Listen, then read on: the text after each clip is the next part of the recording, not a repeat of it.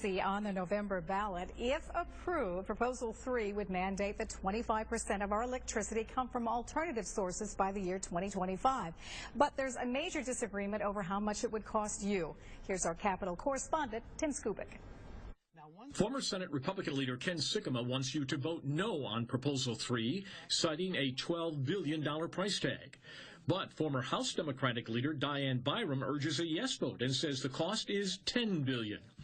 But breaking those numbers down for your monthly bill, the two are miles apart. Over a short period of time, it's going to be thousands of dollars to the average ratepayer in Michigan. Well, what's absurd about it? That's absurd. There's a 1% cost cap, first of all, and so the maximum amount that a residential ratepayer would see is approximately $1.25 a month. The Michigan Environmental Council, who has for a decade intervened as the ratepayer advocate, says it's closer to 50 cents. The opponents contend that while using more renewable energy from other resources is a good concept, this ballot plan is flawed because it writes into the Constitution that 25% figure.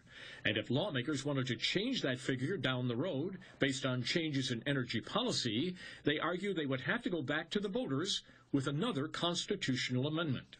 You're going to lock it into the state constitution so there's no flexibility. And if lawmakers wanted to change that, what would they have to do?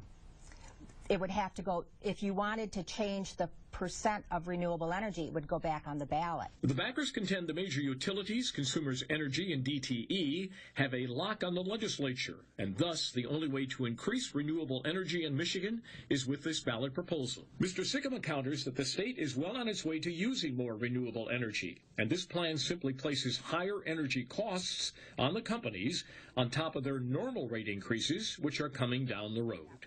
In East Lansing, Tim Skubic, 6 News.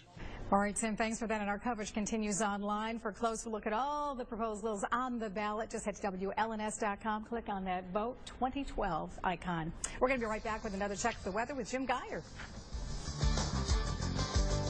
Credit card